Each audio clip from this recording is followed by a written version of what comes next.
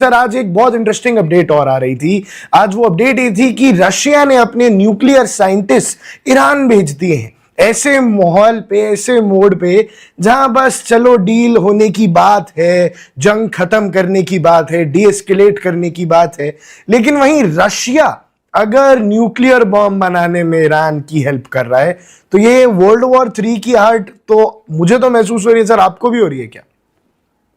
हाँ, देखो आकाश, हो ये रहा है कि फिलहाल ईरान दुनिया को बताना चाहता है, गल्फ कंट्रीज को तो बताना चाहता ही है, साथ में डोनाल्ड ट्रंप को और नेतन्याहू को भी बताना चाहता है कि आईएईए तो ऑफिशियली है ही कि वो न्यूक्लियर बॉम्ब नहीं बना रहा था, न्यूक्लियर बॉम्ब नहीं बना रहा है, न्यूक्लियर बॉम्ब भविष्य में भी नहीं बनाएगा।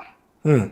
अब ये रशियन एंगल जो है ये जरा सरप्राइजिंग है। जब मैंने पृष्ठभूमि की खोज की, उसको हम इस तरह से समझ सकते हैं कि इस युद्ध के चालू होने के पहले, यानी फरवरी तक, ईरान के अलग अलग न्यूक्लियर संयंत्रों में करीबन 100 रशियन साइंटिस्ट और इंजीनियर्स काम कर रहे थे। लेकिन 1 मार्च के बाद ये 100 में से करीबन 80 वापस चले गए। युद्ध का माहौल है। अमेरिका बार बार कह रहा था कि न्यूक्लियर पावर प्लांट को ही उड़ा देगा, तो रशिया की गवर्नमेंट ने ही अपने न्यूक्लियर साइंटिस्ट को वापस बुला लिया था, न्यूक्लियर इंजीनियर्स को वापस बुला लिया था। अब जब वहां थोड़ा शांति का माहौल है, रशिया का आकलन है कि वापस स्टेबिलिटी की तरफ यह रीजन बढ़ रहा है, तो वो जो 80 के करीबन जो साइंटिस्ट वापस चले गए थे, उनको या उनकी रिप्लेसमेंट को भेजा जा रहा है ईरान में, ताकि वो ईरान की जो न्यूक्लियर संयंत्र हैं उनको चलाने में मदद करें, जैसे कि वो पहले फरवरी कर रहे तक थे। कर रही थी। तो ये न्यूक्लियर बॉम्ब बनाने के लिए नहीं जा रहे हैं, ये ईरान के न्यूक्लियर संयंत्रों को चलाने में मदद करने के लिए जा रहे हैं। ऐसा सभी देशों में होता है। जब हमने भी शुरुआती दौर में बनाए थे तो फ्रांस के इंजीनियर ने हमें हेल्प किया था, बाद में जर्मनी के इंजीनियर्स ने आके हमें हेल्प किया था, अभी भी रशियन साइंटिस्ट, न्यूक्लियर साइंटिस्ट आके हमें मदद करते हैं। ये ऐसा होता रहता है।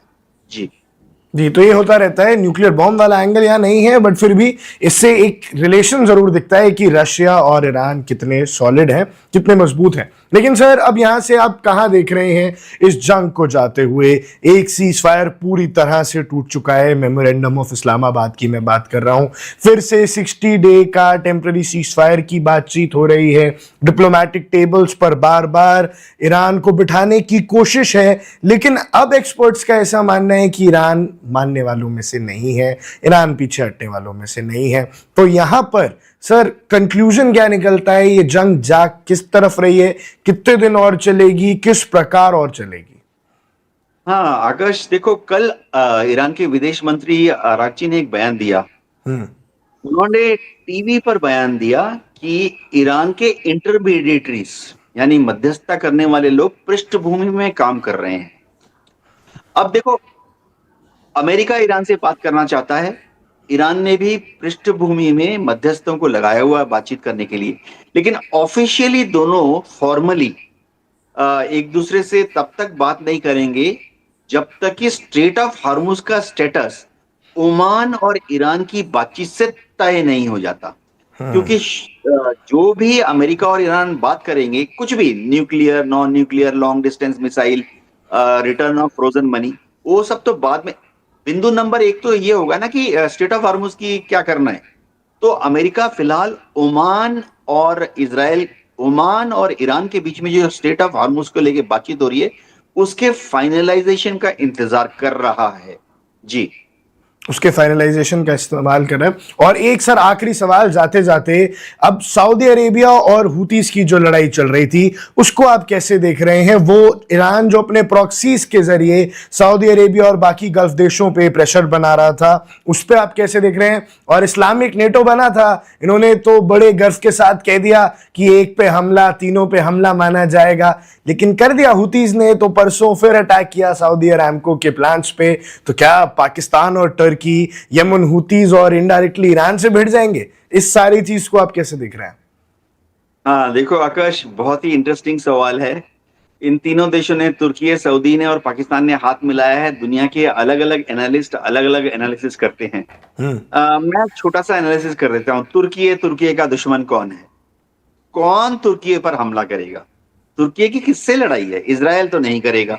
क्योंकि इसराइल के ऊपर अमेरिका का रिस्ट्रेंड है। तुर्की अब नेटो का मेंबर है, तो तुर्की पर हमला कौन करेगा? हाँ, साइप्रस को लेके तुर्की और ग्रीस के बीच में थोड़ी सी तनातनी होती है और बीच बीच में बॉर्डर में एक आध स्कर्मिश हो जाता है, लेकिन युद्ध कभी नहीं होता। तो ये सोचना कि ग्रीस तुर्की पर हमला कर देगा और सऊदी अपनी फौज को या अपनी नेवी को भेज देगा तुर्की की सपोर्ट में, या पाकिस्तान अपनी आर्मी को या एयरफोर्स को भेज देगा तुर्की की सपोर्ट में ग्रीस से लड़ने, चांसेस 100 में से 0 जी। अब सऊदी है, सऊदी का दुश्मन कौन है? दुनिया में सऊदी का दुश्मन कोई है ही नहीं। ईरान तो कभी भी सऊदी का दुश्मन नहीं रहा। आप देखिए 1 मार्च के पहले पिछले 46 साल में कभी भी क्या ईरान ने सऊदी पर हमला किया? नहीं। ईरान ने बार बार कहा हम सऊदी पे कभी नहीं हमला करेंगे। अभी 1 मार्च के बाद भी जब ईरान ने सऊदी के अंदर अमेरिकन बेसिस पर हमला किया तो पेजेश्किन ने फोन उठा के सबसे पहले मोहम्मद बिन सुल्तान को बोला कि यार सॉरी, हम सऊदी पर हमला नहीं कर रहे। यानी ईरान, पेजेश्किन ने बोला MBS को, हम हमला कर रहे हैं आपके यहाँ जो अमेरिकन बेसिस हैं। तो सऊदी का दुश्मन कौन है? कोई भी नहीं है। अच्छा, दूसरी चीज, चलो 1 सेकंड के लिए मान भी लेते हैं कि ईरान सऊदी पर हमला करता है तो पाकिस्तान को जोश आ जाता है, तुर्की को जोश है। तुर्की कहाँ है ज्योग्राफी में? अगर हम देखें, तुर्की से ना उनकी नेवी आ सकती है ईरान पर हेल्प करने, तुर्की से ना उनकी आर्मी आ सकती है ईरान पर हमला करने। क्या करें? पाकिस्तान तो कभी भी ईरान पर हमला नहीं करेगा, क्योंकि ईरान और पाकिस्तान के रिश्ते काफी दोस्ताना है। हम अगर याद करें पिछले 5 महीने में दुनिया के 4-5 देश हैं जिनके शिप्स को ईरान ने स्ट्रेट ऑफ हॉर्मुज में नहीं रोका। चीन के शिप को नहीं रोका, भारत के शिप को नहीं रोका, रशिया, नॉर्थ कोरिया के शिप को नहीं रोका। एक देश और है जिसके शिप को ईरान ने दोस्त कहकर जाने दिया स्ट्रेट ऑफ हॉर्मुज से, अंदर जा रहा है बाहर जा रहा है जाओ, पाकिस्तान। अगर समझो पाकिस्तान को जोश आ जाता है और सऊदी की सपोर्ट में वो ईरान पर हमला करता है, ईरान को कुछ भी नहीं करना है। स्ट्रेट ऑफ हॉर्मुज में सारे पाकिस्तानी जहाज जो अंदर जा रहे हैं बाहर जा रहे हैं उनको रोक देना। तो पाकिस्तान कभी नहीं। एक और हैंडल है ईरान के हाथ में पाकिस्तान के लिए, ये बलूच लड़ाके, BLA के लड़ाके हर रोज बलूचिस्तान में हमला करते हैं पाकिस्तान की फौज और रेंजर्स पर। ईरान का सिस्तान प्रांत वहीं पर है, बलूचिस्तान के साथ लगा हुआ है।